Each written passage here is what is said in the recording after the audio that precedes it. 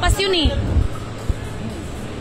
Tulad yan, sabay-sabay tayo magsalita. Bakit sabay-sabay tayo? So ano po bang ano niya? Ano po bang ano nyo?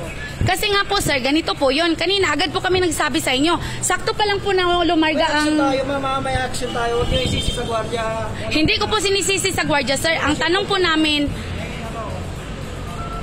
So ganyan, ganito na po ka ano ang... Tulad po, inaano po doon. Gumagawa po ng para yung mga opisyal namin para ma-monitor yung ano na yan. Sir, wala na po yun. Nakababa na po yun.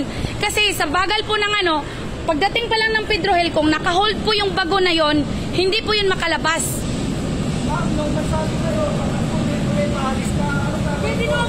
Kaya nga po, pwede po yung i-hold. Opo, kaya nga po sabi namin, pwedeng i-hold yung second bago na yon. Oh. Teka, sir, anong po namin yan? Pupunta kami doon.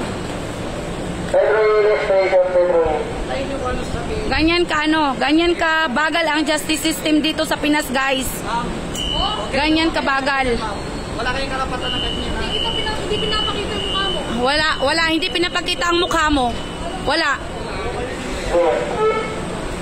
Mayroon tayong data privacy dito, mama. Wala ang mukha mo, sir. Oh.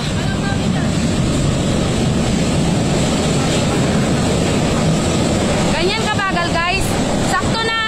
Sakto na umandar ang train, pinapahold namin yung second wagon kasi nandoon yung mandurukot. Tama sana pagdating ng Pedro Hill, mag-stop doon, hindi nila pinahold. Nagsige lang ng tawag. Siyempre, pagdating ng Pedro Hill, bababa na yung mandurukot, wala na yun. Oh. Diba, ganun kabagal. Pagdating ng Pedro Hill na to. Sa next station nga, ibig ko sabihin sa UN.